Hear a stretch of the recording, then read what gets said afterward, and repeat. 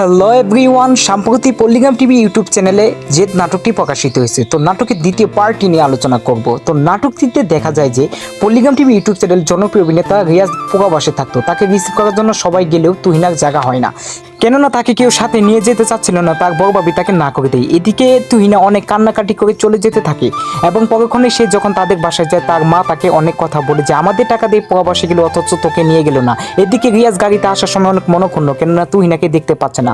পরক্ষণে সে তার বড় ভাবিকে জিজ্ঞেস করে যে ভাবি তুহিনা কেন আসলো না। তার বড় ভাবি তুহিনার নামে অনেকটি বদনাম করে।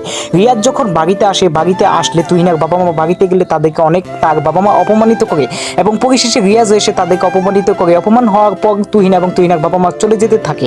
এদিকে তুহিনা বাড়িতে গিয়ে অনেক মনক্ষুণ্ণ, কেননা সে রিয়াজের সাথে কথা বলতে পারলো না কিংবা মন খুলে শেয়ার করতে পারলো না। রিয়াজ একদিন তার ভাবিকে একটা গিফট দিয়ে বলে তুহিনাকে দিতে। পরক্ষণে তুহিনাদের বাড়িতে একদিন ঘটক আসে তুহিনার বিয়ে সম্বন্ধ নিয়ে একজন পুলিশের সাথে।